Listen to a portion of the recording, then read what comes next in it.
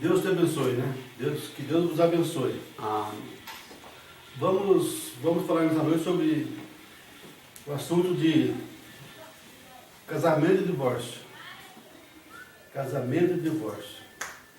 Vamos ler para isso em Mateus 19.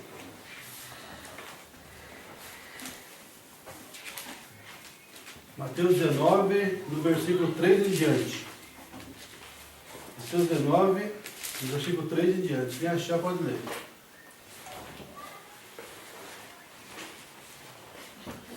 Casamento e divórcio.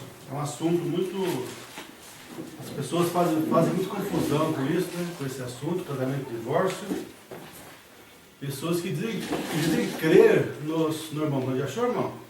Pode ler, por favor, versículo 3. Então chegaram ao pé dele os fariseus, tentando e dizendo-lhe: é lícito ao homem repudiar sua mulher por qualquer motivo? Ele, porém, respondeu, disse-lhes: não tendes lido que, no princípio, o Criador os fez macho e fêmea? E disse: portanto, deixará o homem pai e a mãe, e se unirá à sua mulher, e serão dois numa só carne. Assim não são mais dois, mas uma só carne. Portanto, o que Deus juntou, não separa o homem. Disseram-lhe eles: então, por que mandou Moisés dar-lhe carta de divórcio e repudiá-la? Disse-lhes ele: Moisés, por causa da dureza do vosso coração, vos permitiu repudiar a vossa mulher. Mas, ao princípio, não foi assim. Eu vos digo, porém, que qualquer que repudiar sua mulher, não sendo por causa de prostituição, e casar com outra, comete adultério. E o que casar com repudiada também comete adultério.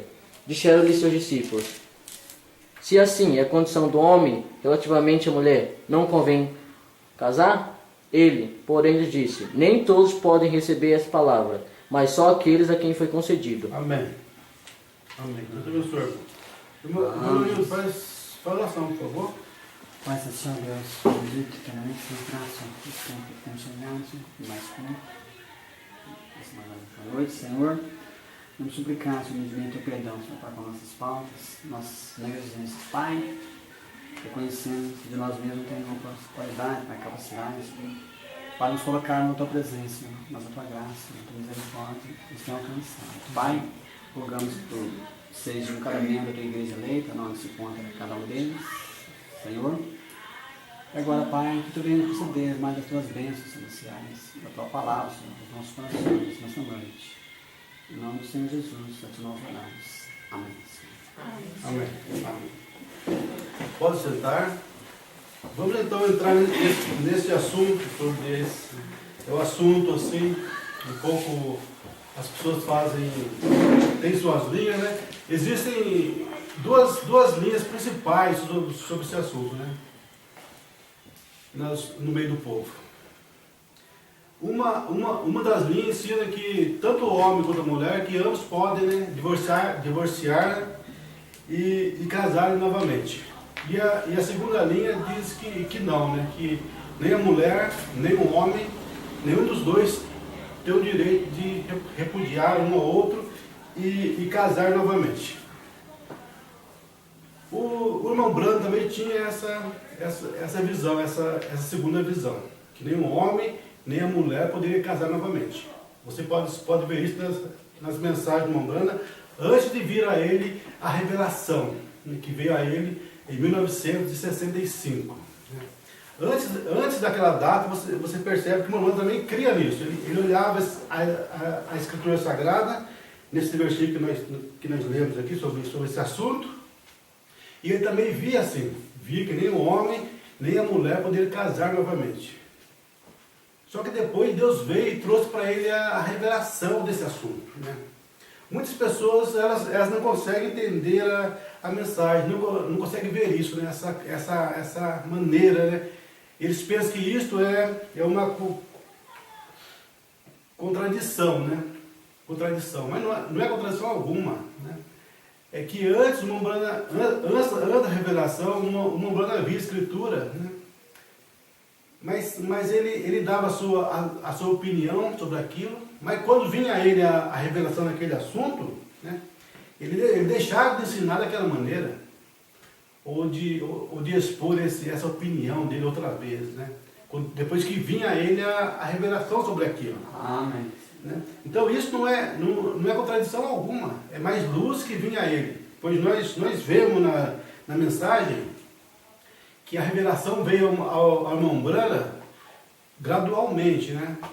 Como a luz da aurora que vai clareando mais e mais até ser dia perfeito. Então essa revelação veio a ele dia a dia, né? Mês a mês, ano a ano, né? Ela foi vindo a ele até que 65, isto consumou a mensagem, né? Toda a revelação foi consumada ali, em 1965. Então quando nós lemos a mensagem, nós temos que concluir a revelação, o ensinamento, através das últimas palavras dele sobre aquele assunto. Né? Sobre aquele assunto, concluir, né? Da maneira que ele concluiu aquele assunto. Ficar com as últimas palavras que ele disse sobre aquilo. Amém. Para vocês verem que isso não é coisa da nossa mente, né?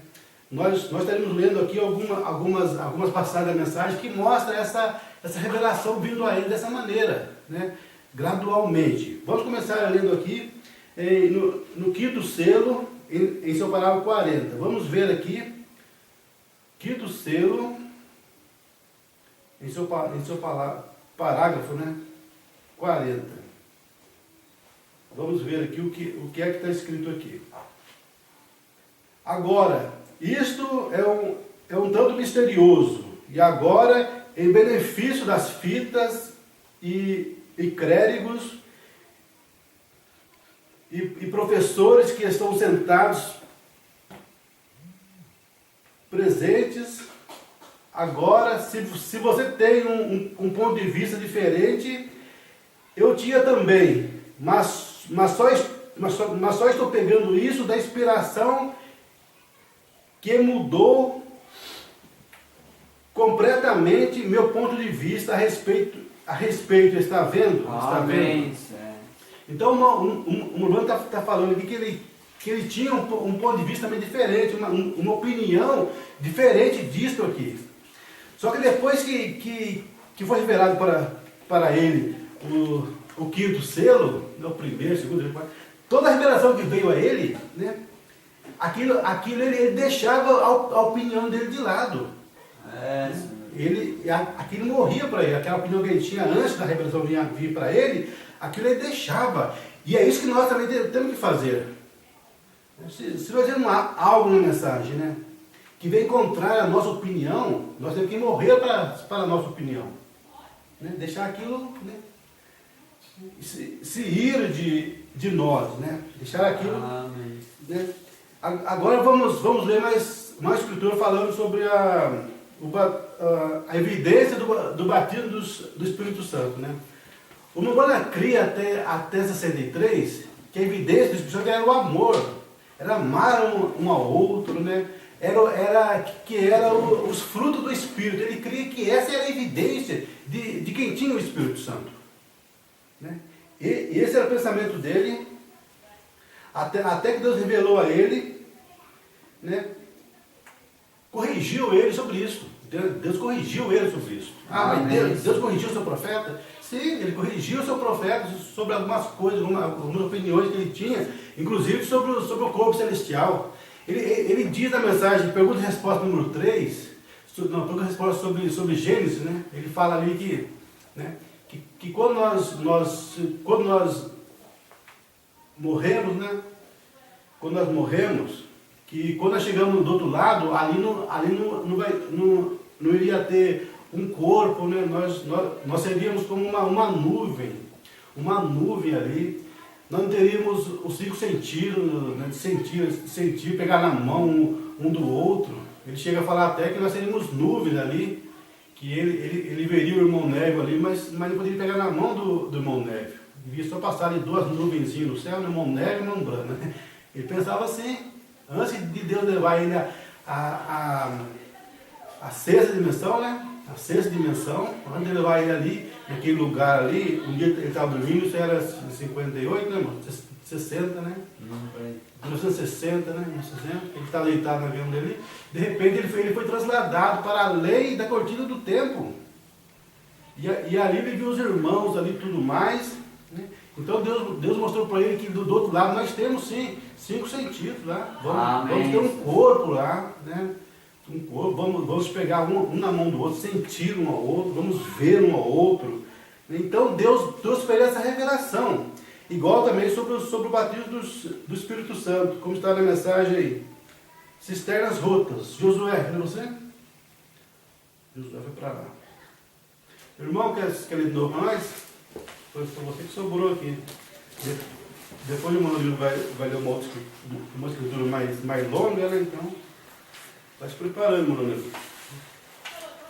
Cisternas rotas, esse é o parágrafo 66 ao 68. Então, são 3 parágrafos: 66, 67, 68. 66, 67, 68. Parágrafo 66, 67, 68. Amém. Pode ler, por favor? Hoje eu estava conversando com meu bom amigo, Dr. Liveile, o qual está presente agora. Ele é um teólogo e tanto, e assim nós geralmente temos algumas discussões muito boas sobre a Escritura, muito inteligente. Ele me perguntou certa vez o que eu pensava acerca da evidência inicial do Espírito Santo. Era falar em língua? Foi há muitos anos. Eu disse, não consigo entender isso. Ele disse, nem eu. Disse, ainda que me tenha sido ensinado isso. Ele disse, o que o irmão pensaria ser evidência? Eu disse, a mais perfeita evidência que consigo pensar é o amor. E assim falamos sobre isso. Então eu pensei que isso soou muito bem, de modo que simplesmente mantive isso. Se um homem tem amor. Porém, certo dia, o Senhor, numa visão, me corrigiu.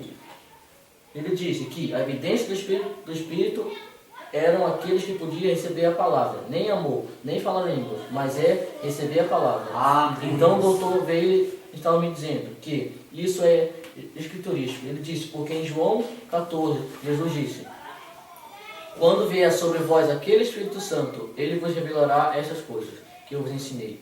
E vos anunciará o que há de vir. Assim, aí está a genuína evidência do Espírito Santo. Ele nunca me disse nada errado até agora. Que isto é a evidência do Espírito Santo. É aquele que pode crer na palavra. E se você pode recebê-la. Porque Jesus nunca disse, quando o Espírito Santo vier, vós falareis em línguas. Ele nunca disse que quando o Espírito Santo viesse, vocês fariam qualquer coisa dessas. Porém ele disse, ele tomará estas coisas de mim, e vou-as anunciará. E vós anunciará o que há de vir. Assim, aí está a genuína evidência do Espírito Santo, conforme o próprio Jesus. Amém.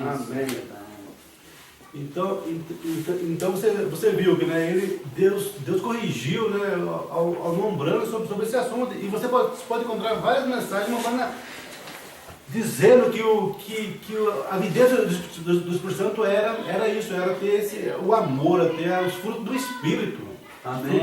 Mas então Deus veio depois ali, em 64 mais ou menos, e corrigiu isso dele. Mostrou que os fariseus tinham mais fruto do Espírito Santo que Jesus. Né? Jesus chegou ali no templo ali com o rei, bateu todo mundo ali. Os fariseus tinham parecido que tinha mais fruto do Espírito do que Jesus. Né? Então isso mostrou o quê? Mostrou que não era isso, não era, porque até quem é que mostra mais amor desmembrou, né? É aquele grupo da ciência cristã, como o Bruno fala, e eles nem creem que Jesus era divino, nem creem que Jesus, e eles manifestam mais sinal assim, do amor, né? Aparente, assim, essa coisa de, né? Então nós vemos que o Mombrana, né? Deus vinha ali e corrigiu o Mombrana, dava para ele, né, a revelação, né? Deus vinha mostrar para ele o que era. Isso também veio nesse assunto de casamento e divórcio. Né? Veio nesse assunto também, mas as pessoas parecem que não conseguem captar isso, né? Não conseguem crer nisso. Vamos ler aqui, né, na pergunta e resposta sobre o Espírito Santo. Né?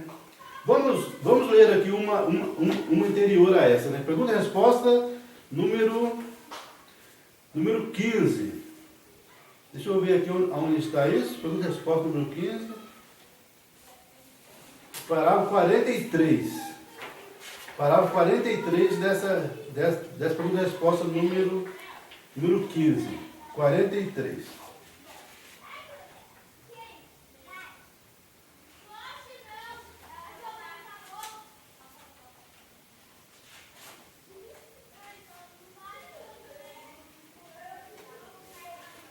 Mas agora, apenas para dizer, irmão Brano, eu me casei, né?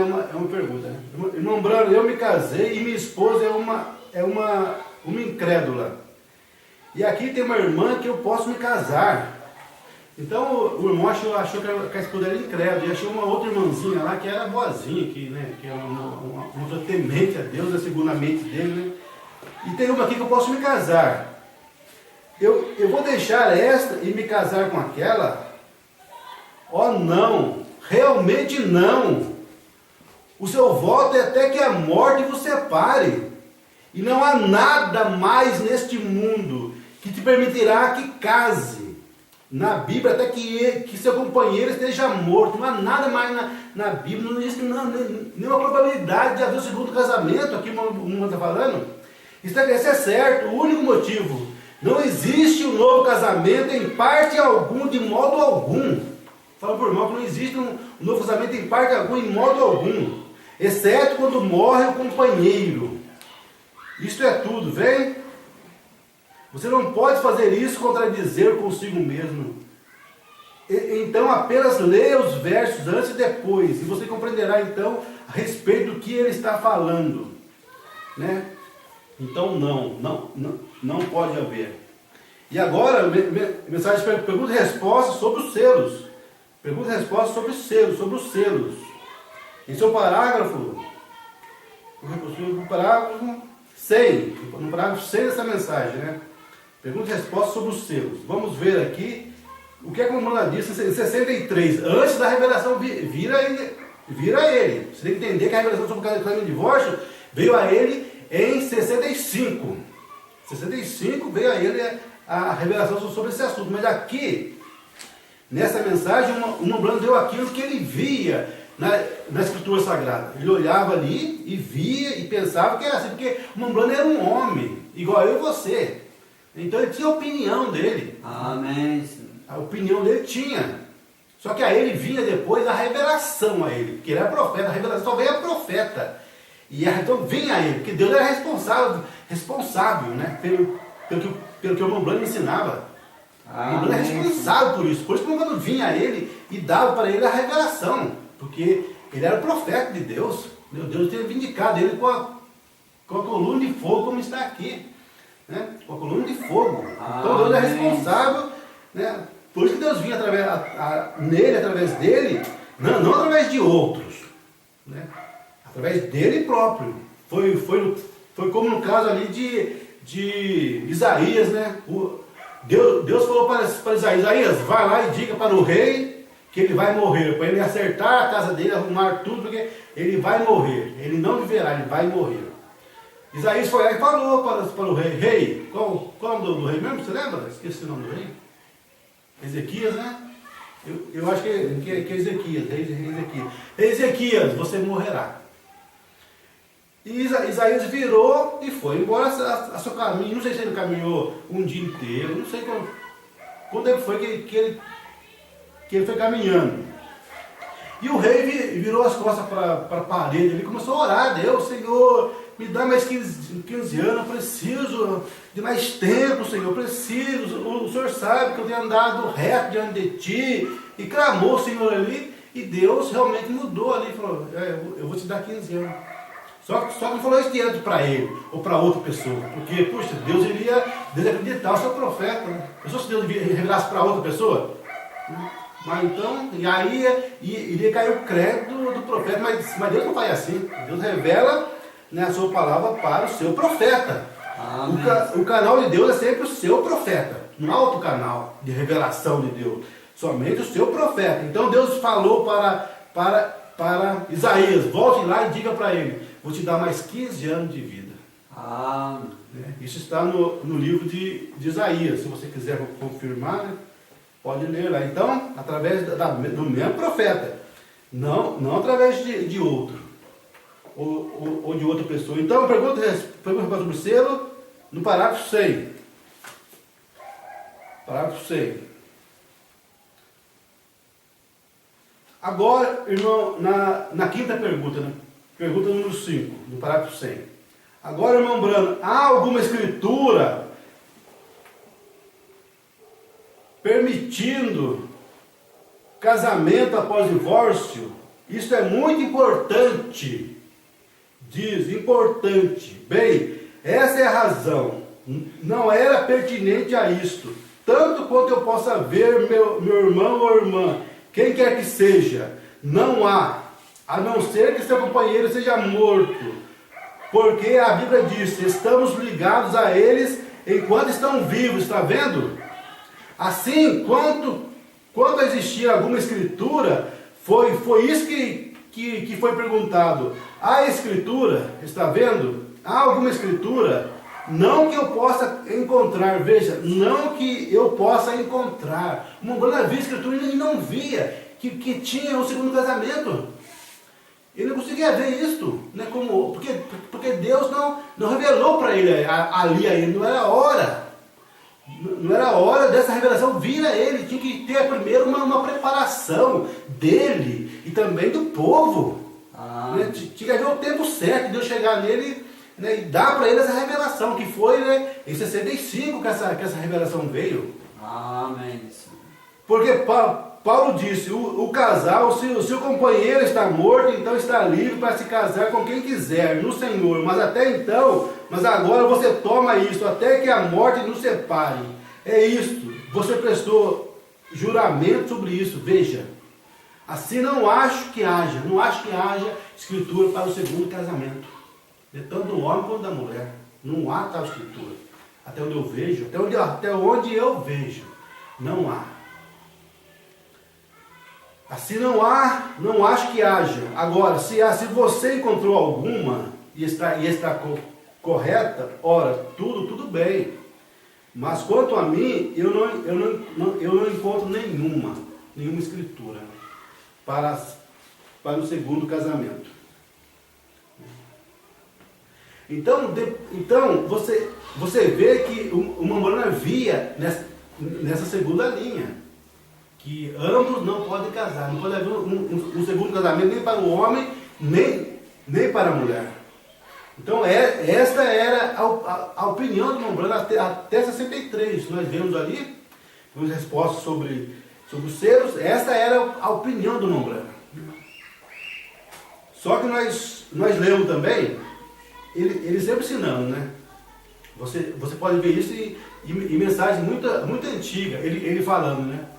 Se a mulher corta o cabelo, é um ato horrível, é um ato imoral. O homem tem o direito de repudiar a sua esposa, mas não casar novamente. Então você vê isso na mensagem. Ele tem o direito de repudiá-la, mas casar jamais. Eu não vejo escritura para novo casamento, nem para o homem, nem para a mulher. Só que se a mulher cortar o cabelo, né, uma ensinou isso aí. O homem tem o direito de repudiá-la, mas não casar novamente. Se a mulher cometer adultério, né, o homem tem o direito de repudiá-la, mas não casar novamente. Porque é um adultério, é uma vida imunda, né, a mulher cortar o cabelo. O cabelo, né, é o sinal de submissão da mulher, de obediência a Deus, ao seu esposo. Então cortar o cabelo é uma coisa imoral, uma coisa que realmente, né, não há maneiras, né, Agora, se o homem quiser perdoar, né, mas só que ele pode repudiá-la. E antes da revelação vir ao Mombrana, 65, ele dizia que ele podia repudiar, mas não casar novamente. Né? Agora, chegamos em 65. 65, o Mombrana prega a mensagem, casamento e divórcio. Agora, essa mensagem aqui, no começo, né, quando o Mombrana pregou ela, ele chegou a falar, né, talvez não seja dado para os membros, só para os pastores. Só que depois disso, né, ele viu que não, que era para todo membro, todos vocês, membros da igreja, da noiva, cada um de vocês tem que ler essa mensagem. O Mombrana fala, examine a mensagem de casamento e divórcio, cada um de vocês. Cada membro, porque a mensagem não foi pregada somente para pastores, não. É isso que eles querem fazer o povo crer, né? E igual o irmão disse para mim ontem, né? Que ele ia numa igreja de um pastor que falou para ele que a mensagem, a ordem da igreja, o irmão Branham pregou somente para a igreja dele, a igreja do profeta só. Que blasfêmia, né? Que engano, né? Dizer que o irmão Branham pregou a mensagem somente para a congregação dele. Só para a igreja de Jeffersonville. Mas, irmãos, não somos todos nós, da noiva, nós não somos do ministério do irmão Branham? Amém. Nós não somos da congregação do irmão Branham? Somos, cada irmão, cada igreja, onde quer que ela esteja, nós somos da congregação do irmão Branham. Amém. Então, toda a mensagem foi pregada para cada membro. Né? Porque essa coisa de ministro ser o porta-voz da mensagem, ser o sacerdócio, isso é mentira, isso é um engano, é uma heresia. O ministro está entre o profeta e vocês, entre o profeta e as pessoas, de forma alguma. Né? De forma alguma. Deus fala ao profeta e o profeta fala direto com vocês. Amém. Não existe medianeiro entre o profeta e o povo. Não existe isso, essa coisa de, não, tem que falar para o meu ministro primeiro, depois para mim. Não, Deus revela direto para você, através do profeta dele, através da mensagem. A revelação vem do profeta para o eleito. Para o eleito. É verdade. Igual aquela irmã que disse para mim, se Deus revelar o Filho do Homem para o meu pastor, eu vou crer. Ó, que heresia, que nicolaítismo, né? Confiar num homem. Não, se Deus revelar para o seu profeta, pode crer que é vida. Amém. Ele tem que revelar para homem e para você crer primeiro. É direto para você. Né? Amém. Então, o povo queria do irmão Branham uma resposta. Porque quando Deus se manifesta no sobrenatural, como veio nessa foto e como foi cantado aqui hoje, né? Sobrenatural. Né? Nunca houve, né, o sobrenatural da forma que veio nessa última era, em plenitude novamente através do irmão Branham. O poder, a cura, os milagres, né, eram feitos ali em cada culto, né, no começo do ministério do irmão Branham, 100 milagres, 300, 1000 milagres, uma noite só. Então sempre que Deus se manifesta dessa forma, o povo pergunta, né, como foi perguntado para Moisés, e sobre o casamento de divórcio, né, sempre que o povo vê o sobrenatural, essa é a pergunta que está no coração do ser humano. E sobre o casamento de divórcio, perguntaram para Paulo também, quando viram a luz sobre ele ali, né? Quando eles viram que Deus estava com Paulo, perguntaram para Paulo, e sobre o casamento de divórcio, Paulo, não ensina isso? Nessa era a mesma coisa, quando a coluna de fogo apareceu para o irmão Branham, a nuvem ali, né, de anjos, 7 anjos, aparecendo ali, né, naquele grande ato sobrenatural, aquela coisa ali tão tremenda ali, o povo queria saber, o povo perguntaram. Né? E sobre o casamento de divórcio, então tinha que vir, então tinha que vir essa resposta. Essa resposta tinha que vir. E veio nessa mensagem. Então leia essa mensagem. Eu vou ler aqui apenas alguns parágrafos sobre ela. Mas cada um de vocês, cada membro da noiva eleita, leia essa mensagem. Mas leia da maneira como o Branham a ensinou. Né? Ele fala aqui das mulheres, das mulheres serem imorais, ser feito de uma forma diferente, né, do que os animais foram feitos, os animais irracionais, né? Da forma que ela foi feita, ela pode ser enganada, né? Mas os animais não podem ser enganados, não podem cometer esse erro, não pode cometer esse erro. Então Deus fez a mulher dessa forma. Vamos ler aqui agora. Vamos ler agora aqui no parágrafo 100, né? No parágrafo 101 ao 107, irmão Leonildo, vai ficar para você agora aqui. Se você ler, por favor, irmão Leonildo, 101 ao 107. 101 ao 107. 101 ao 107.